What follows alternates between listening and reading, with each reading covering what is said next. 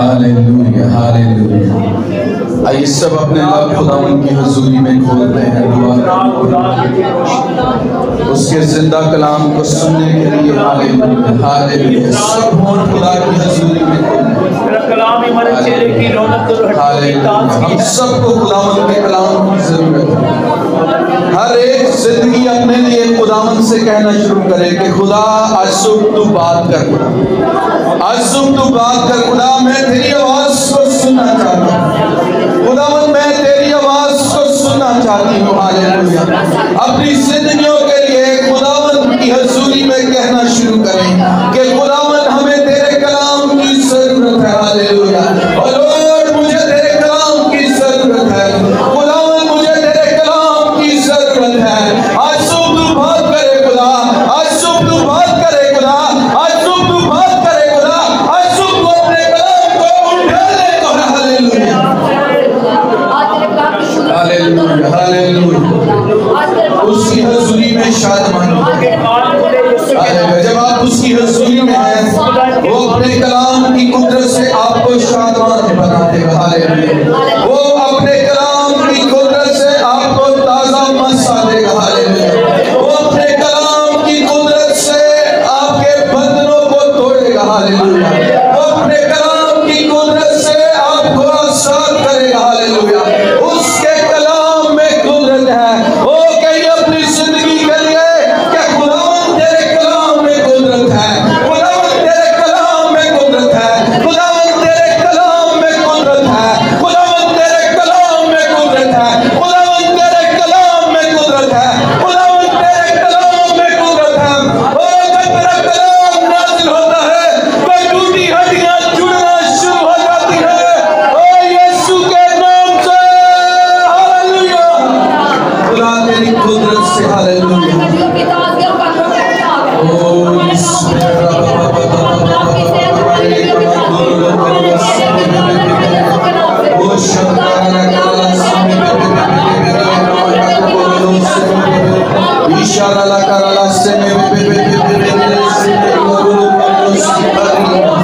हर एक जिंदगी के लिए तेरा कलाम खुदा, हर एक के लिए तेरा कलाम यीशु के नाम में खुदा मैं अपने आप को तेरी हुजूरी में देता हूँ। खुदा यीशु नासरी के नाम से खुदावंद तू बात करे खुदा। ऐ बाप मुझे अपनी हुजूरी में ले खुदा, अनॉइंट कर, मेरी तकदीस कर यीशु के नाम में, ताकि खुदा मैं तेरे कलाम को बेहतर तौर पर प्रीच कर सकूं खुदा, तेरी कुदरत से खुदावंद यीशु के नाम से खुदा। हालेलुया। मैं इकरार करता हूं कि मैं कुछ भी नहीं हूं, लेकिन तू सब कुछ करने की कुदरत रखता है। यीशु के नाम में खुदा मैं अपने आप को पीछे करता हूं और खुदा के रूह तुझे आगे करता हूं। खुदा आपने लोगों से बात कर, आपने लोगों से कलाम कर, आपने लोगों को खुदावंद तू मुकाशफा दे यीशु के नाम से खुदा। अपने लोगों की जरूरत को पूरा कर खुदा, यीशु के नाम से नीड को पूरा कर, क्योंकि खुदा जब जब तू उतर आता है तू जरूरतों को पूरा कर देता है। वो खुदावंद तू कमियों को कसरत में बदल देता है। Hallelujah hallelujah. तेरी कुदरत से खुदा। हालेलुया। जुए टूट जाएं, जुए टूट जाएं यीशु के नाम से। तेरा शुक्र हो, तेरे नाम की तमजीद और तारीफ हो। हम दिल से तेरे शुक्रगुजार हैं और दुआ करते हैं कि खुदावंद आज का ये कलाम हम सबों के लिए बरकत, ताजगी और कुव्वत का बाइस हो। खुदा हम सब तेरे कलाम में से सीखें और बरकत पाएं। यीशु मसीह के जलाली बाबरकत और कदूस नाम में सब कुछ को मांगते और पा लेते हैं। आमीन आमीन। आइए मेरे साथ देखिए इमसाल की किताब, उसका 29 बाब और उसकी 18वीं आयत हम पढ़ेंगे। इमसाल उसका बाब नंबर 29 और आयत नंबर है 18। कलाम मुकद्दस में लिखा है, हर रोया नहीं वहाँ लोग बेकैद हो जाते हैं, लेकिन शरीयत पर अमल करने वाला मुबारक है। आमीन। आप सब अपनी जगहों पर तशरीफ़ रखिए। मैं उम्मीद करता हूँ आप सब खैरियत से होंगे। खुदा उनकी शुक्रगुजारी हो आज के एक और ख़ूबसूरत दिन के लिए कि हम खुदा की हजूरी में हैं और हमने मिलकर उसकी सताइश की और अब हम उसके कलाम को सीखने को हैं। आज जिस चीज़ के बारे में हम सीखेंगे, बात करेंगे, वो है without vision there is no provision, कि जहाँ रोया नहीं वहाँ फरहामी नहीं। हम इस कलाम में से सीखेंगे कि रोया की हमारी ज़िंदगी में कितनी अहमियत है और एक मसीही के लिए जो रोया है वो कितनी ज़रूरी है।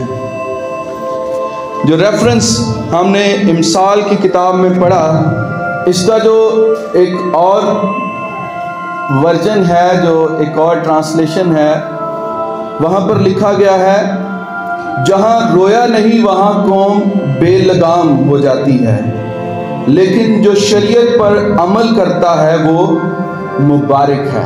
बाज़ दफ़ा हम रोया को समझते हैं कि ये सिर्फ हमारा कोई ख्वाब या ख्याल जो हमें सोते हुए आता है वो रोया होती है। बेशक खुदा ख्वाब में बात करता है और अपनी रोया को भी जाहिर करता है, लेकिन ये ज़रूरी नहीं है कि जो ख्वाब आपको आया है वो आपके लिए खुदा की तरफ से रोया है। बाइबल मुकद्दस में रोया यानी विजन को खुदा की तरफ से एक मुकाशिफाती बसीरत कहा गया है, जिसे हम डिवाइन रेवोल्यूशंस कहते हैं। ऐसी बात जो खुदा की तरफ से हमें मिलती है, जो प्लान खुदा की तरफ से हमें मिलता है, उसको हम क्या कहते हैं? विजन या रोया। अब्रानी जुबान में जो रोया के लिए लफ्ज इस्तेमाल हुआ है वो है चैज़न, जिसका मतलब है खुदा की तरफ से आने वाली हदायत या इलाही मकसद। लफ्ज रोया जो है बाइबल मुकद्दस में इलाही बसीरत या रूहानी समझ के लिए इस्तेमाल होता है, जो खुदा अपने बंदों को देता है ताकि वो उसके मंसूबे, उसके मकसद और उसकी राह को पहचान सकें। याद रखें, जो रोया की कमी है वो हमारी ज़िंदगी में ईमान की कमज़ोरी और हमारी लाइफ में फरहामी में रुकावट का बाइस बनती है। अगर हमारी ज़िंदगी में रोया नहीं है, विजन नहीं है, तो आप समझे कि हमारे पास ज़िंदगी में कोई डायरेक्शन नहीं है। और जब इंसान के पास रोया नहीं होती है, कोई डायरेक्शन नहीं होती है, तो फिर वो इधर उधर भटकता ही रहता है। आप सोचिए, अगर आपने किसी जगह पर जाना हो, आपने किसी मंजिल पर ट्रैवल करना हो, अगर आपको उसका रास्ता नहीं पता है तो आप कैसे उस मंजिल तक पहुंचेंगे? मंजिल तक पहुंचने के लिए जरूरी है कि आपको उसका रास्ता पता हो। हम रास्ता ढूंढने के लिए फोन पर गूगल मैप का इस्तेमाल करते हैं। अगर हमने किसी मंजिल पर जाना होता है, हम अपने फ़ोन में गूगल मैप ऑन करते हैं, वो हमें रास्ता गाइड करता रहता है और हम एग्जैक्ट उस स्पॉट पर पहुंच जाते हैं। जब आप एग्जैक्टली उस स्पॉट पर पहुंचते हैं तो आपको गूगल मैप बता देता है, कंफर्म कर देता है कि आपका स्पॉट आ गया है। जो रोया है वो भी इसी तरह से काम करती है।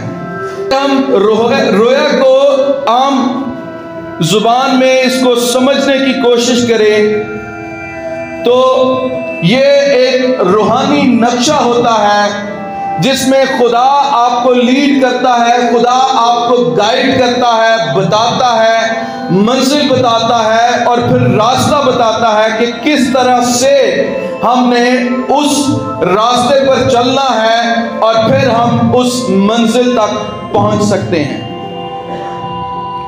एक मसीह के लिए, एक खादिम के लिए, खिदमत गुजार के लिए रोया बहुत ही ज्यादा जरूरी है। अगर हमारी जिंदगी में रोया नहीं है तो हम कभी भी मिनिस्ट्री नहीं कर सकते हैं। अगर हमारी जिंदगी में रोया नहीं है तो कभी भी हम अच्छे खादिम नहीं बन सकते हैं। अगर रोया नहीं है तो कभी भी हम खिदमत के काम को पुरअसर और पुरतासीर नहीं बना सकते हैं। क्योंकि अगर हमारे पास रोया नहीं होगी, विजन नहीं होगा, तो हम कभी भी उस खिदमत को ऐसन तौर पर नहीं कर सकते। आज बहुत सारे लोग खिदमत कर रहे हैं, लेकिन याद रखें, रोया के बगैर खिदमत सिर्फ एक एक्टिविटी रह जाती है। लेकिन अगर आपकी जिंदगी में रोया होगी तो फिर खुदा आपको सरफराजी देगा और खुदा आपको उस मिनिस्ट्री में बरोमंद करेगा। आमीन। इसलिए जो बाइबली जुबान में रोया का मतलब है खुदा का वो रूहानी नक्शा जो हमारी जिंदगी के लिए उसके मकसद को जाहिर करता है। इसलिए जो रोया है वो बहुत ज्यादा जरूरी है कि हम अपनी जिंदगी में खुदा के उस मकसद को पूरा कर सकें। बाइबल मुकद्दस में हमें विजन के ताल्लुक से बहुत सारी एग्जाम्पल्स मिलती हैं। बहुत सारे लोगों की जिंदगियों में हमें रोया नजर आती है और फिर खुदा ने सिर्फ उनको रोया नहीं दी, बल्कि खुदा ने उसके साथ उनको वो प्लान भी दिया और खुदा ने उस रोया को उनकी जिंदगियों में पूरा भी किया। अगर हम पैदाइश 37 को पढ़ें तो वहां पर हमें यूसुफ का किरदार नजर आता है। यूसुफ को ख्वाब आते थे, खुदा ख्वाब में यूसुफ को रोया देता था और फिर हम बाइबल मुकद्दस में देखते हैं कि खुदा ने यूसुफ की जिंदगी में उन ख्वाबों को किस तरह से पूरा किया। जो कुछ वो ख्वाब में देखता था, खुदा ने एज इट इज उनको उसकी जिंदगी में पूरा किया। और जो जो कुछ उसने ख्वाब में देखा, जिस तरह से उसने ख्वाब में चीजों को देखा, खुदा ने उसी तरह से उन चीजों को उसकी जिंदगी में पूरा किया। क्यों? क्योंकि जब खुदा रोया देता है तो खुदा प्लान भी देता है और फिर खुदा उस मकसद को पूरा भी करता है। आमीन। अगर हम खुरूज की किताब को देखें, उसके 3 बाब में खुदा मूसा को जलती हुई झाड़ी में नजर आता है। मूसा को रोया कब मिली? खुरूज 3 में जब उसने जलती हुई झाड़ी को देखा। और यहीं से एक्चुअली उसकी मिनिस्ट्री का आगाज होता है। और फिर हम देखते हैं कि किस तरह से मूसा एक पावरफुल खादिम बना और उसने बनी इस्राएल को लीड किया। इसी तरह आगे चले तो यशाया 6 में यशाया ने खुदा को तख्त पर बैठे देखा और इसी रोया ने उसकी जिंदगी को बदल दिया। फिर पतरस की जिंदगी में नए अहदनामा में अमाल 10 में पतरस को जब रोया मिलती है, पतरस को रोया में गैर कौमों के लिए खुदा की निजात का मंसूबा मिलता है। ये सारे रेफरेंस हमें बाइबल में इस चीज के बारे में बताते हैं कि खुदा जब इंसान को रोया देता है तो फिर खुदा उसको पूरा करता है। इसी तरह से नहमिया के बारे में हम पढ़ते हैं, उसको जब रोया मिली तो खुदा ने उसको भी पूरा किया। हबकूक के बारे में पढ़ते हैं उसके 2 बाब में कि उसको भी रोया मिली और खुदा ने उसे कहा कि इस रोया को तू तख्तियों पर लिख ले। उसकी रीजन ये है कि खुदा जब कुछ कहता है तो फिर खुदा उसको पूरा करता है। आमीन। एक मसीही जिंदगी में रोया क्यों जरूरी है? मसीही जिंदगी में रोया का मकसद क्या है? अगर किसी के पास रूहानी मकसद नहीं है तो वो महज दुनिया के चक्रों में उलझा रहेगा। लेकिन जब हमारे पास रोया होती है, जब खुदा हमें रोया देता है, तो फिर खुदा उस मकसद के लिए खुदा प्लान भी देता है और खुदा उसको पूरा करता है। एक मसीही के लिए उसकी जिंदगी में विजन का होना बहुत ज्यादा जरूरी है। जो लोग विजन से खाली होते हैं, जो लोग रोया से खाली होते हैं, वो कभी अपनी जिंदगी में कामयाब नहीं हो सकते हैं और वो शायद कभी अच्छे मसीही नहीं बन सकते हैं। अगर हम अच्छे मसीही बनना चाहते हैं, अगर हम खुदा की प्रेजेंस में बढ़ना चाहते हैं, तो नहायत जरूरी है कि खुदा की रोया, उसका प्लान, उसका पर्पस हमारी जिंदगी में हो। और जब उसका पर्पस हमारी जिंदगी में होगा तो फिर इस रुए जमीन पर हम पर्पसलेस नहीं रहेंगे, बल्कि हम मकसद जिंदगी गुजारेंगे और खुदा हमें इस्तेमाल करेगा उस मकसद को पूरा करने के लिए। इफ्सियों 2 बाब और उसकी 10वीं आयत में लिखा है, क्योंकि हम उसी की कारीगरी हैं जो मसीह यीशु में उन नेक कामों के लिए पैदा किए गए, जिन्हें खुदा ने पहले से हमारे करने के लिए तैयार किया। आमीन। रोया हमें याद दिलाती है कि हम सिर्फ इस जमीन के लिए नहीं, बल्कि आसमानी बादशाहत के लिए बनाए गए हैं। याद रखें, खुदा ने इंसान को अपनी शबीह पर तख्लीक किया है और कलाम क्या कहता है? हम उसी की कारीगरी हैं। और किस मकसद के लिए पैदा किए गए हैं? नेक कामों के लिए, ना कि बदी के कामों के लिए। और क्या लिखा है? जिन्हें खुदा ने पहले से हमारे करने के लिए तैयार किया। याद रखें, खुदा के ऑलरेडी हमारी जिंदगियों के लिए प्लान है।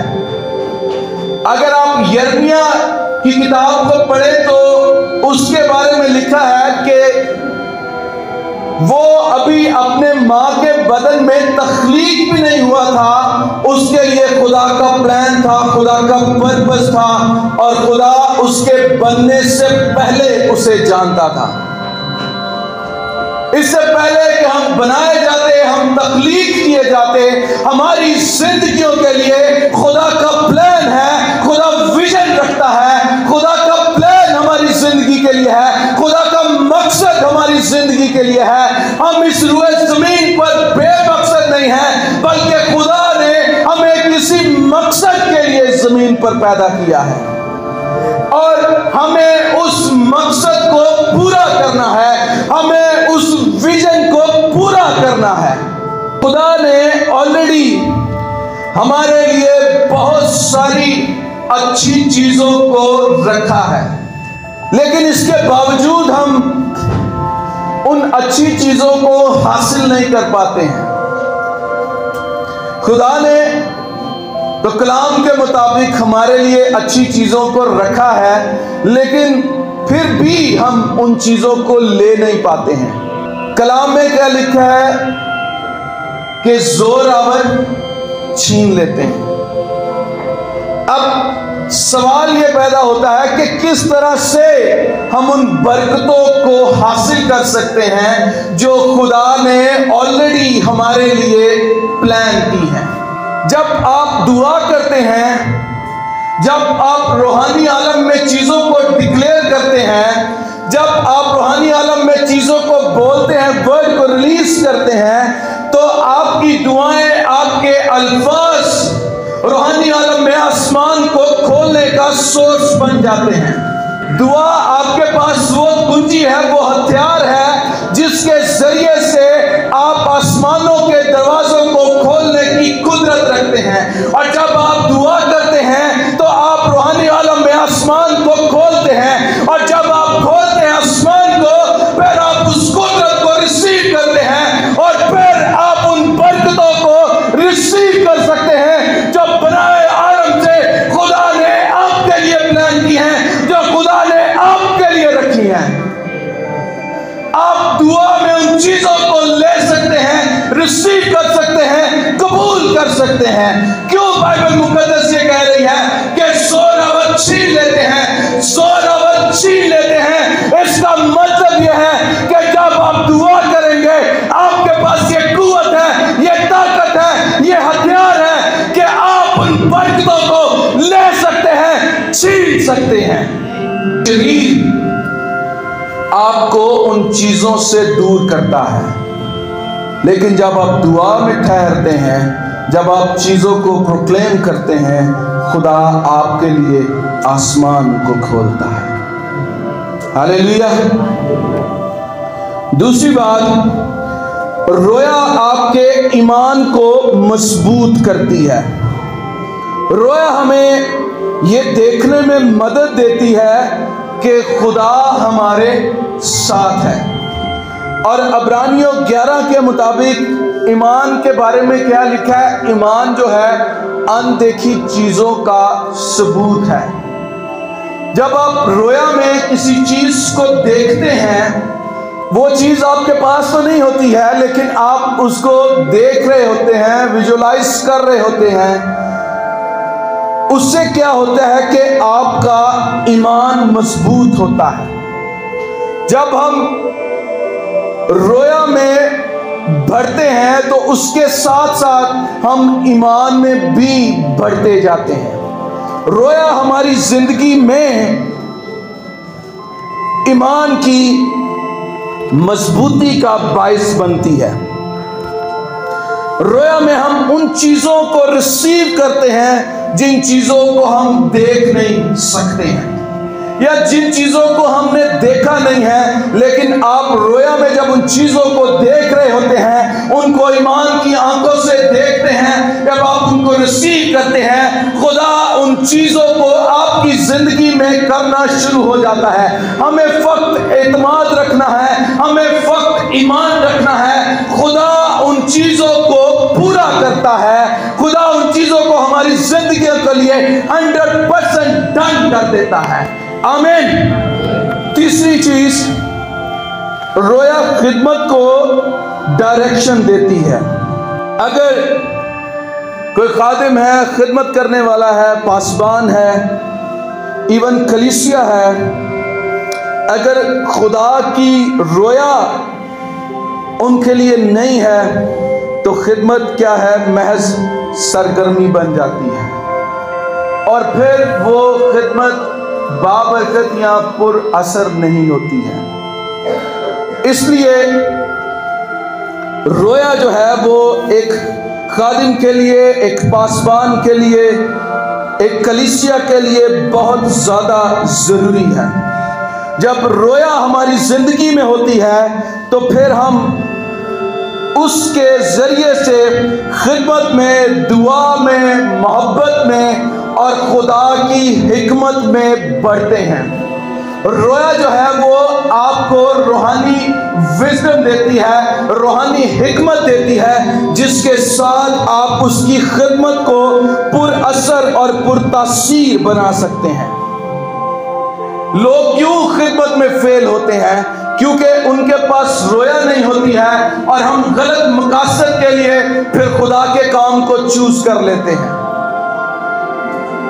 जब ऐसे लोग खुदा के काम को करते हैं तो फिर उनकी खिदमत कभी भी पुरअसर नहीं होती है, और वो खिदमत में कभी भी कामयाब नहीं होते हैं, क्योंकि उसके पीछे मोटिव कुछ और होता है। उसके पीछे मोटिव जो है वो लालच होता है। ऐसे लोगों को खुदा कभी कामयाब नहीं करता है।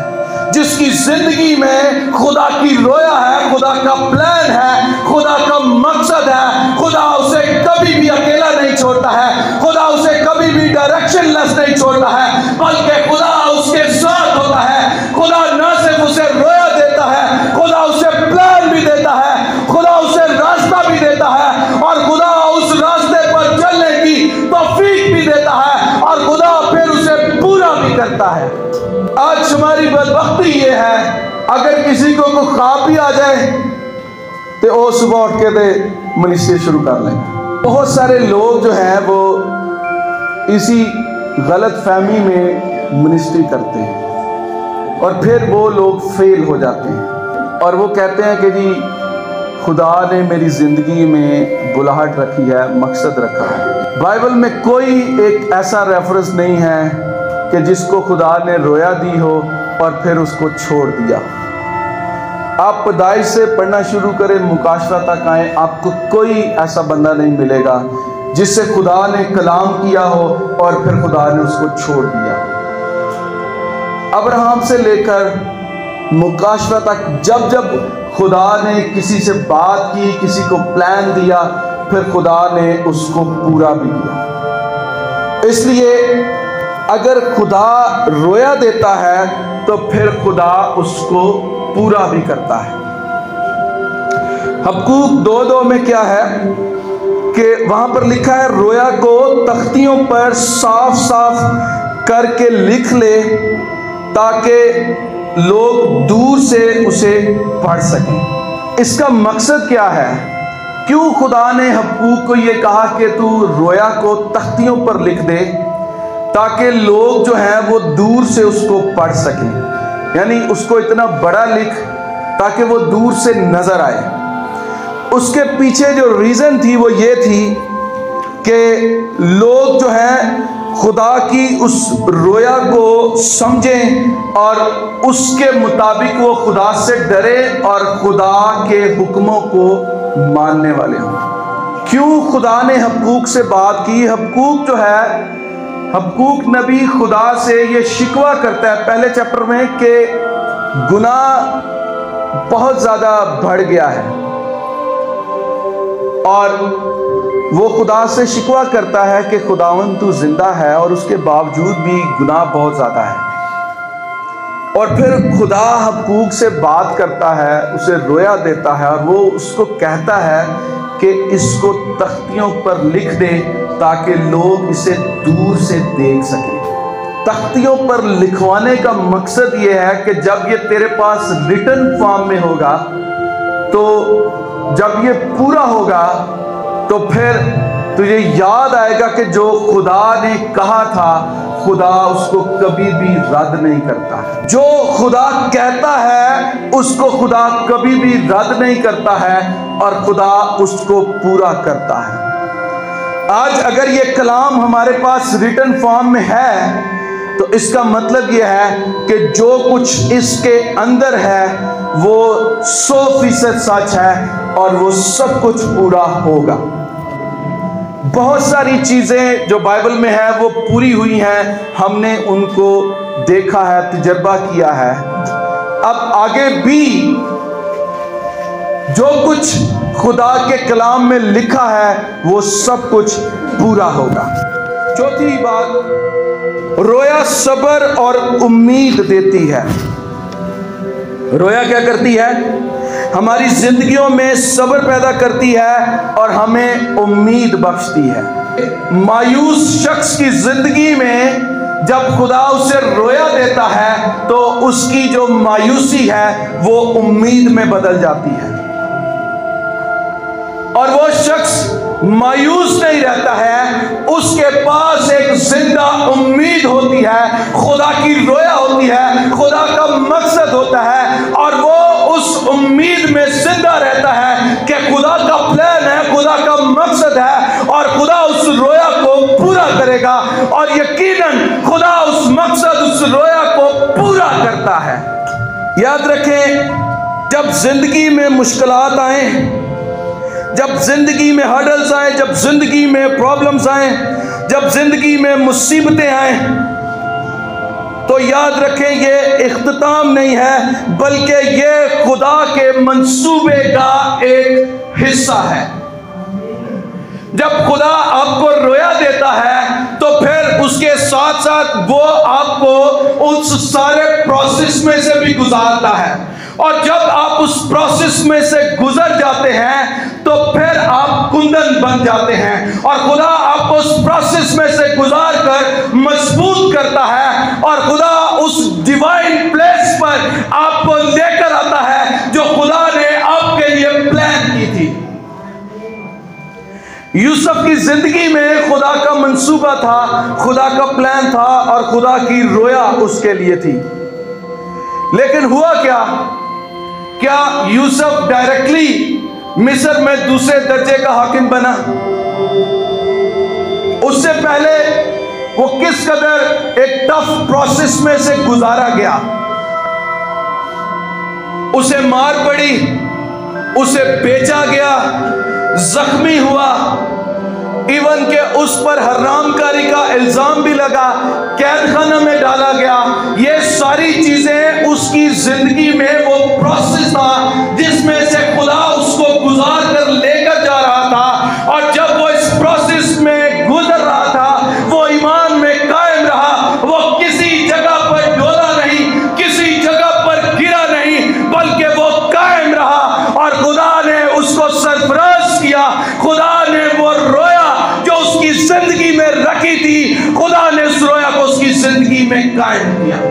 आमीन। आज बहुत सारे लोगों को खुदा रोया देता है, बहुत सारे लोगों को खुदा प्लान देता है, रोया देता है, लेकिन वो क्या करते हैं? वो ईमान में कायम नहीं रहते हैं, बल्कि वो गिर जाते हैं। जिस तरह से यूसुफ उस प्रोसेस में से गुजारा गया, खादम की जिंदगी में बहुत सारे ऐसे मोड़ आते हैं जब वो उस प्रोसेस में से गुजारा जा रहा होता है। बहुत सारे ऐसे मोड़ आते हैं जब अब्लीस उसे रुपए पैसे से आजमा रहा होता है। अगर तो वो उसमें ईमान में कायम रहा तो फिर वो अगले लेवल पर चला जाएगा। कई लोग ईमान में मजबूत होते हैं, वो उस लेवल को क्रॉस कर लेते हैं, कई लोग उसी लेवल में गिर जाते हैं। कई दफा हरामकारी आपको अट्रैक्ट करती है। जब आप खिदमत कर रहे होते हैं तो ये अब्लीस का एक बहुत बड़ा हथियार होता है जो खादम की जिंदगी में आता है, और ये एक आजमाइश के तौर पर भी आता है। कभी कभी लोग इसका भी शिकार हो जाते हैं। कितने लोगों को आप देख रहे होंगे कि वो लोग इस आजमाइश का शिकार होते हैं, ईमान में कायम नहीं रहते हैं, गिर जाते हैं, और फिर वो खुदा के उस प्लान और उस मकसद से हट जाते हैं। खुदा ने जो मकसद, जो प्लान रखा है, खुदा ने उसको तो पूरा करना है। वो फिर आपको एक नए प्रोसेस में गुजारता है, और जब तक आप ठीक मुकाम पर नहीं आ जाते हैं फिर आपको मार पड़ती रहती है। हम ये सोच रहे होते हैं कि अब यहाँ पर कौन सा कोई देख रहा है, यहाँ पर कौन सा मुझे कोई वॉच कर रहा है, और जब हम उस प्रोसेस में होते हैं तो हम हर एक फेल में, हर एक काम में फेल हो जाते हैं, और हम खुदा के प्लान और उसके पर्पस से दूर हो जाते हैं। इसलिए हम खुदा के उस प्लान और उस मंसूबे को भी ख़राब करने का बाइस बन। इसलिए बहुत ज़्यादा ज़रूरी है कि हम केयरफुल रहें। अगर खुदा ने हमें कोई रोया दी है तो फिर हमें इस चीज़ का पता होना चाहिए कि खुदा हमें उस प्रोसेस में से भी गुजारेगा, और खुदा हमें उस जगह पर लेकर जाएगा जो खुदा ने हमारे लिए प्लान किया है। लेकिन अगर हम बीच में गिर जाएंगे तो फिर हम उस जगह तक नहीं पहुंच सकते। यूसुफ कैद की हालत में था, लेकिन इसके बावजूद वो साबित कदम रहा, वो ईमान में कायम रहा। हम अब्राहम को देखें तो उसकी जिंदगी में टाइम लगा, देर हुई, लेकिन उस देर के बावजूद खुदा ने उसकी जिंदगी में जो पर्पस था, जो रोया थी, खुदा ने उसको पूरा किया। और खुदा ने जो वादा उसके साथ किया था कि तू कौमों का बाप होगा, और वो वादा खुदा ने अब्राहम की जिंदगी में पूरा किया। रोया जो है वो हमें साबित कदमी सिखाती है, और फिर रोया के साथ ही प्रोविजन भी आती है। जब खुदा हमें रोया देता है तो फिर खुदा उसमें हमें प्रोविजन भी देता है। हम किस चीज के बारे में सीख रहे हैं? Without vision there is no provision, कि जहां पर रोया नहीं है वहां पर प्रोविजन भी नहीं है। लेकिन जब खुदा हमें रोया देता है तो फिर खुदा उसके साथ साथ प्रोविजन भी देता है।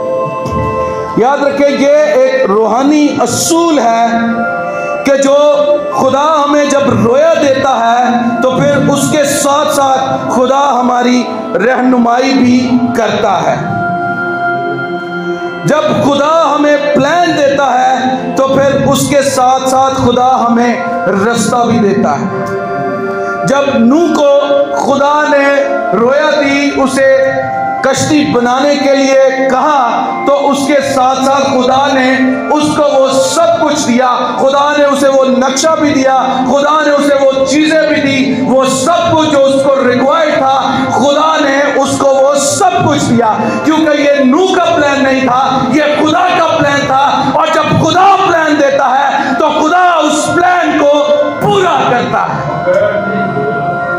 हमारे प्लान फेल हो सकते हैं, हम अपने प्लान्स में रद्द हो सकते हैं, हम अपने प्लान्स में रिजेक्ट हो सकते हैं, हम अपने प्लान्स में फेल हो सकते हैं, लेकिन याद रखें, जो प्लान खुदा का है वो कभी फेल नहीं होता है। वो आप ही की जिंदगी को इस्तेमाल करता है, वो अपने प्लान को पूरा करता है, और वो उसमें आपको कामयाबी देता है। आमीन। एक खूबसूरत बात जो खुदा के अजीम खादिम थे चार्ल्स स्टैनले, उन्होंने एक खूबसूरत बात कही कि यानी खुदा की फरहमी हमेशा उस मुकाम पर मिलती है जहां उसकी रोया मौजूद होती है। अगर हमारी जिंदगी में रोया नहीं है तो फिर हमारे लिए फरहमी भी नहीं है। अगर विजन नहीं है तो फिर प्रोविजन भी नहीं है। रोया के 3 दर्जे होते हैं। आखिरी बात हम सीखेंगे कि रोया के 3 दर्जे होते हैं, 3 स्टेजेस होती हैं।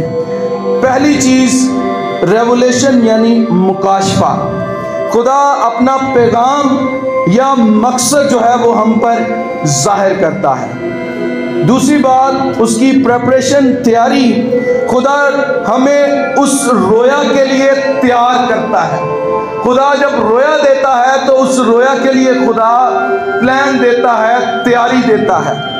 तीसरी चीज फिर आती है प्रोविजन, कि खुदा जब आपको रोया देता है तो उसके साथ साथ खुदा वसाइल भी देता है, खुदा मददगार भी देता है, और खुदा मौके भी देता है। ये 3 स्टेप्स होते हैं रोया के पूरा होने के। पहली चीज रेवलेशन, फिर उसके बाद है प्रेपरेशन, और तीसरी चीज जो उसकी तकमील होती है वो है प्रोविजन, कि जब खुदा हमें रोया देता है फिर उसके साथ साथ वो हमारी ज़िंदगी में उसको पूरा भी करता है।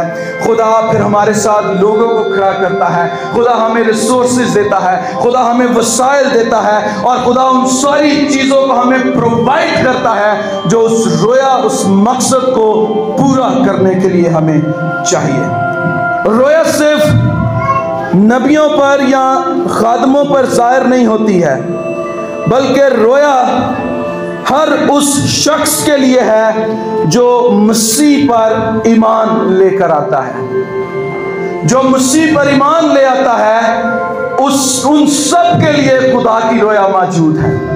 और जब हम दुआ में ठहरेंगे, जब हम उसकी हजूरी में ठहरेंगे, तो फिर खुदा हमें वो रोया अता करेगा। और जब खुदा रोया देगा, फिर उसके साथ साथ खुदा हमें उसकी फरहामी भी देगा।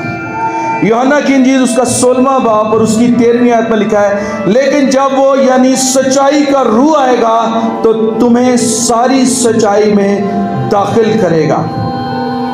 यानी खुदा का रूह हमारी जिंदगी को डायरेक्शन देता है, खुदा का रूह हमारी जिंदगी को सिमत देता है, खुदा का रूह हमारी जिंदगी को रास्ता देता है, खुदा का रूह हमारी जिंदगी को डायरेक्शन देता है, वो हमें गाइड करता है, वो हमें लीड करता है ताकि हम उस रोया को पूरा कर सके। आमीन। और इंसान की जिंदगी में, एक मसीही की जिंदगी में हमारे लिए जो सबसे बड़ी रोया है, खुदा का जो सबसे बड़ा प्लान है, वो ये है कि हमने दूसरों को खुशखबरी का कलाम सुनाना है, हमने दूसरों को शागिर्द बनाना है। उसने क्या कहा कि बस तुम कौमों में जाओ और उन्हें बाप, बेटे और रूहुल कुदस के नाम से बपतिस्मा दो और उन्हें क्या करो, शागिर्द बनाओ। ये खुदा की असल रोया है जो एक मसीही के लिए है, जो हमारी जिंदगियों के लिए है, जो इस दुनिया के लिए है, जो इस जहान के लिए है, कि खुदा ने हमें मुकर्रर किया है, खुदा ने हमें इस रोए जमीन पर रखा है कि हम इस रोया को फुलफिल करें, हम उस डिवाइन पर्पस को फुलफिल करें और हम दूसरों को उसकी खुशखबरी का कलाम सुनाए और हम उन्हें बाप, बेटे और रूहुल कुदस के नाम से बपतिस्मा दें और उन्हें शागिर्द बनाएं। आमीन। आइए हम सब अपने कदमों पर खड़े होते हैं और खुदा की हजूरी में दुआ करते हैं कि खुदावंद हम सब के लिए इस मकसद को, इस चीज़ को पूरा करें। Hallelujah, hallelujah, hallelujah. Holi spirit, hallelujah. खुदा हम तेरी शुक्रगुजारी करते हैं, यहोवा हम तेरी शुक्रगुजारी करते हैं। हालेलुया। ऐ कदूस हम तेरी शुक्रगुजारी करते हैं। आइए सब अपने हाथों को उठाइए और खुदावन के हुजूर दुआ कीजिए। ओ हालेलुया कि खुदा हमें तेरी हजूरी में ले खुदा, अब आप यीशु मसीह के नाम से खुदा हमें रोया अता कर खुदा, हमें रोया में बढ़ा यीशु के नाम से खुदा, हमें ईमान में बढ़ा यीशु के नाम में खुदा, हम तेरी उस कुदरत में, उस रोया में भरते जाए खुदा। अब आप यीशु के नाम से खुदा हम विजन में भरते जाए ताकि खुदावन हम तेरी प्रोविजन को हासिल कर सके खुदा। हालेलुया।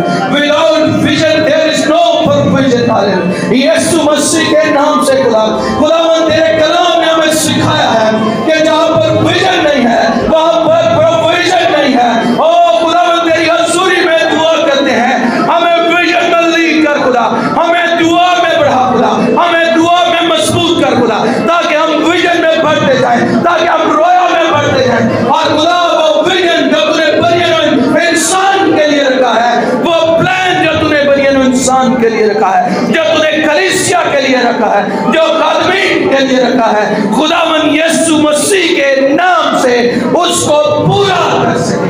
होली स्पिरिट ऑफ बाबा शांडो करो करो से में बे बे बे दिया ओ कराला समंदोरो करो से में बे बे बे आकाराला से में देवे शांति करो सिखा ई कराला समंदोरो सम बाबा बारे ई कराला सम बाबा बारे कम करो सिखा रिया।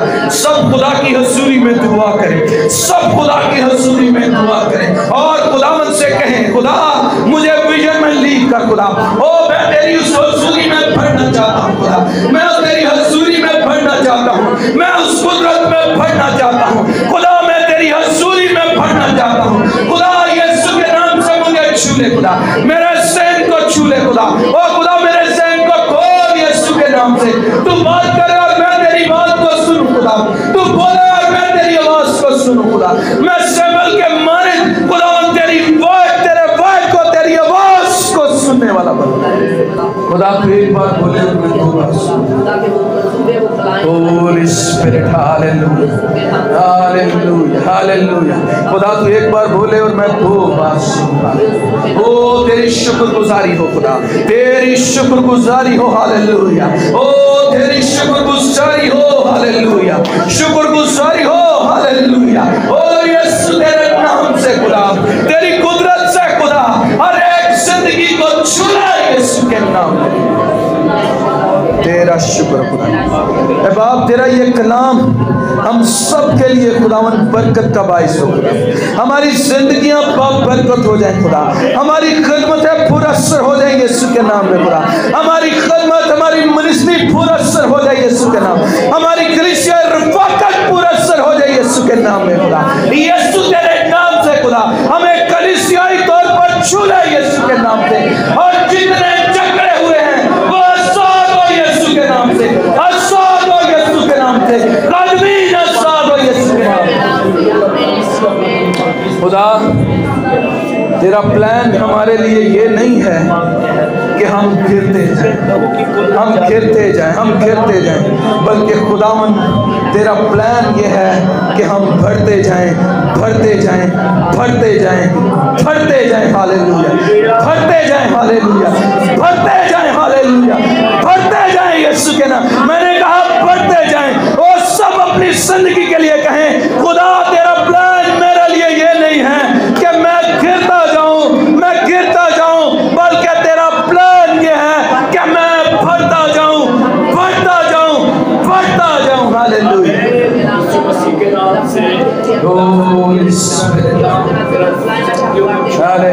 जब यूसुफ को खुदा ने रोया दी, हालेलुया हालेलुया, फिर खुदा ने उसको बढ़ाना शुरू किया। ओ खुदा ने उसको बढ़ाना शुरू किया। खुदा का मकसद, खुदा का पर्पस आपकी जिंदगी के लिए बढ़ोतरी का है।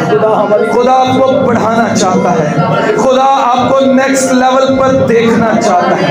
खुदा आपको बढ़ते हुए देखना चाहता है। खुदा आपको गिरते हुए नहीं बल्कि बढ़ते हुए देखना चाहता है। ओ खुदा में बढ़ना शुरू हो। हालेलुया, खुदा में बढ़ना शुरू हो। हालेलुया। ओ खुदा कह रहा है तूने पहले जैसी मोहब्बत छोड़ दी है। हालेलुया। ओ खुदा कुछ जिंदगियों से कलाम कर रहा है कि मेरे बेटे, मेरी बेटी, तूने पहली सी मोहब्बत छोड़ दी है। आइए खुदा की हजूरी में इस चीज का इकरार करें कि हमें खुदा में बढ़ना है, हमें खुदा में फिर से बढ़ना है। हालेलुया। खुदा हमें बढ़ते हुए देखना चाहता है। खुदा आपको बढ़ते हुए देखना चाहता है। अगर आप गुनाह के बायस गिर चुके हैं, इकरार कीजिए उसकी हजूरी में और कहिए खुदावन मैं इकरार करता हूँ इस गुनाह के बायस मैं गिर गया था, लेकिन खुदा अब मैं फिर से खड़ा होता हूँ। खुदा मैं फिर से खड़ा होता हूँ।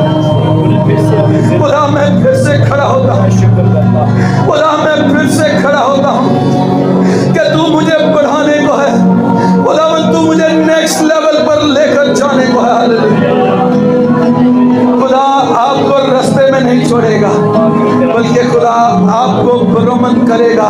खुदा आपको अगले दर्जा पर लेकर जाएगा। खुदा आपको इकबालमंद करेगा। खुदा आपको सरफराज करेगा।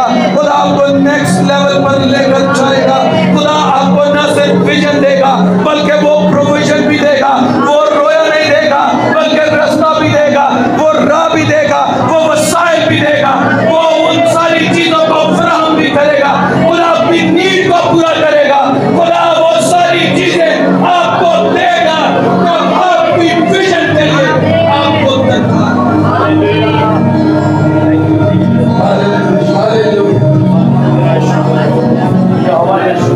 खुदा जब विजन देता है फिर वो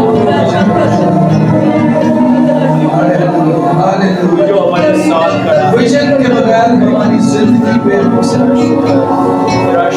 विजन के बगैर हमारी जिंदगी डायरेक्शन। कहिए खुदा आप मुझे उस डायरेक्शन में लीड कर दो तेरी तरफ से। मुझे खुदा उस डिवाइन रेवोल्यूशन में लीड कर दो। Hallelujah hallelujah hallelujah hallelujah hallelujah hallelujah hallelujah. Holy Spirit, hallelujah.